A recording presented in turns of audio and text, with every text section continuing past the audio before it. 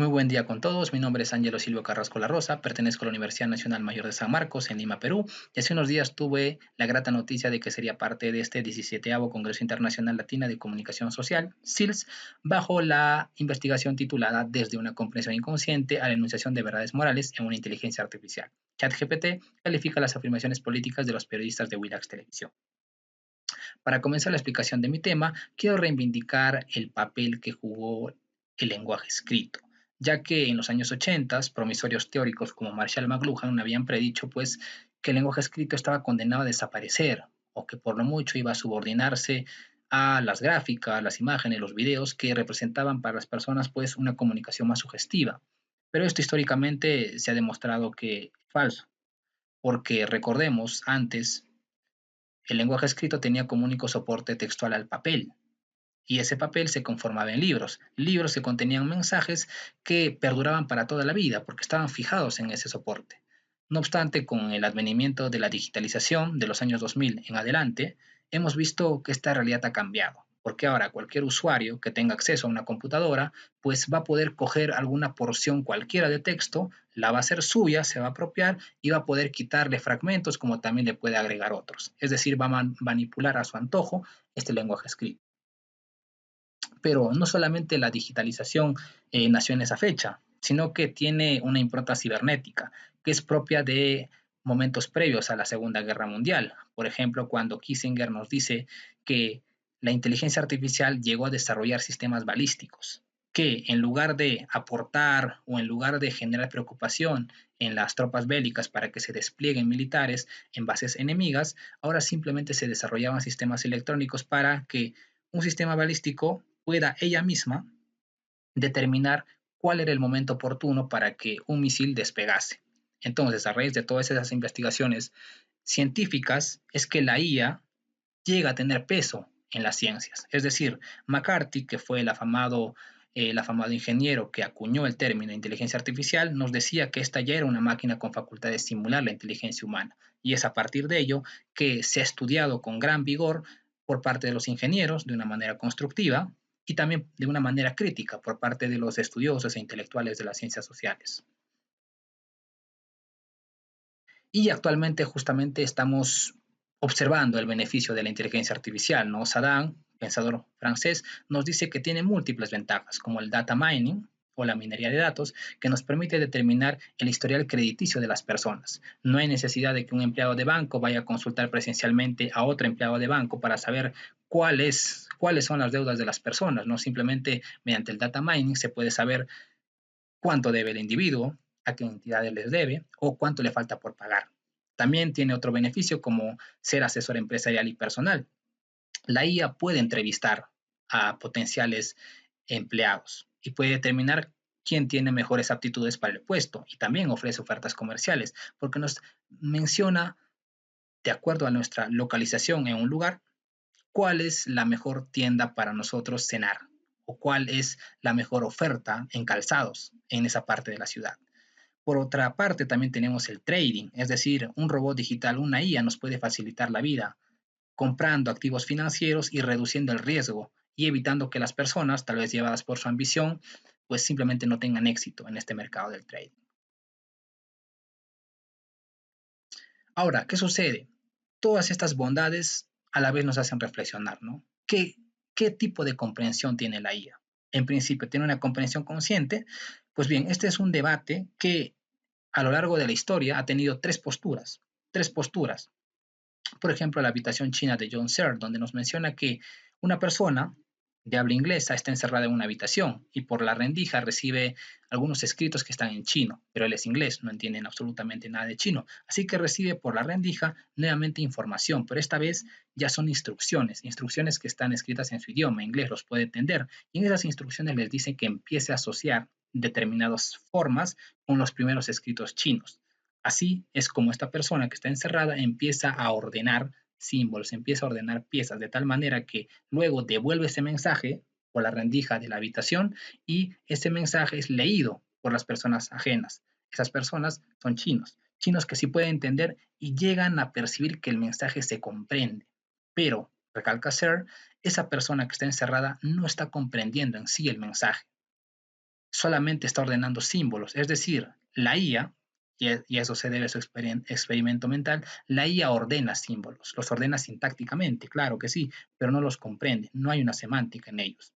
Esa postura fue confirmada por Daniel Dennett con su actitud intencional, quien también dice, oye, sí, efectivamente, la IA no posee una intención consciente, pero nosotros podemos hacer algo más práctico, algo más útil. Nosotros podemos atribuirle un conjunto de creencias, intenciones a la IA, siempre y cuando estas creencias e intenciones sean compatibles con la manera en cómo se está comportando. Y a raíz de eso, nosotros tenemos una tercera postura, que es la enunciación de verdades morales. Porque si bien acá ya estamos hablando del chat GPT, pues todos tenemos entendido que cuando buscamos a chat GPT estamos buscando a alguien que nos dé respuestas correctas. Es cierto, nosotros podemos ver que siempre en la línea de código para que nosotros redactemos aparece que ChatGPT comete errores, así que hay que revisar la información importante, eso es cierto, pero ChatGPT todos sabemos, tenemos el imaginario que se equivoca poco. ¿Sí? Se equivoca poco. Tiene esa gran condición de poder enunciarnos verdades, de poder enunciarnos información que está lo más cercana posible a la verdad. Y eso es algo que ya ha anunciado Sadán. Y justamente quiero extrapolar esta idea de enunciar verdades con otra gran, otra gran iniciativa que tienen algunos medios de comunicación para considerarse que son dueños de la verdad, como ocurre con Willax Televisión. Willax Televisión, para quienes no sean de Perú, es un medio de comunicación muy prominente acá, pero que tiene una gran falencia, que no solamente lo digo yo, también lo han podido cotejar especialistas. Willax es el principal difusor de discursos de odio en el Perú. Ellos tienen una marcada línea editorial conservadurista y también liberal, pero lamentablemente utilizan eso para desprestigiar a los rivales o a los oponentes adversarios políticos que no comulgan con esa línea ideológica.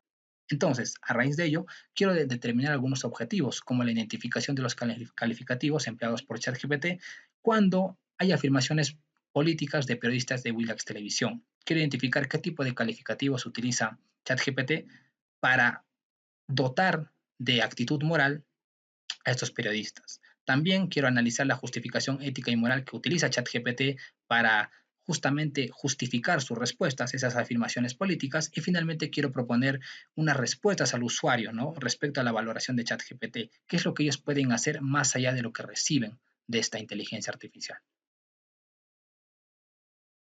La metodología que estoy utilizando es hermenéutica porque quiero descifrar los procesos psicoafectivos intervinientes en las preferencias morales de las personas, cómo entra en contacto una IA con una persona.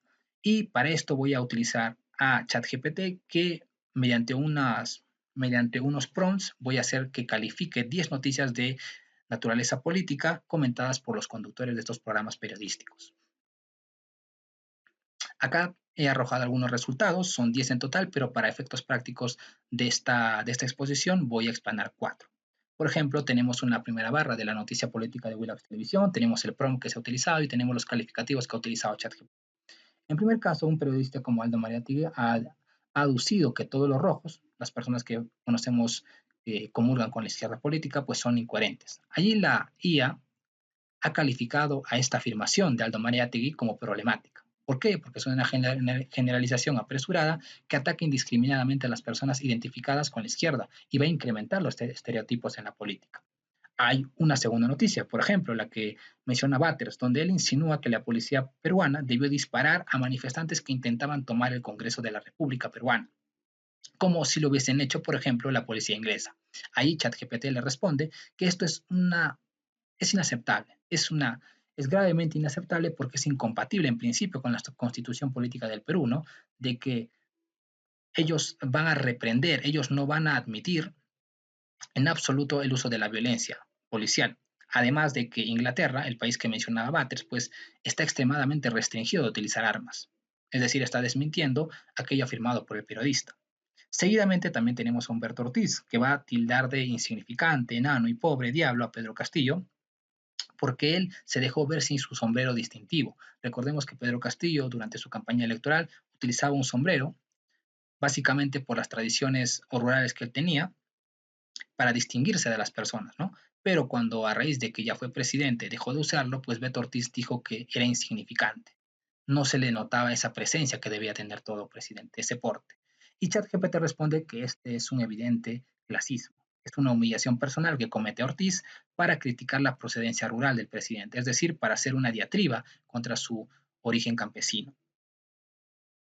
Porque el sombrero finalmente es un capital simbólico y de esa manera el periodista está manchando la deontología de su profesión.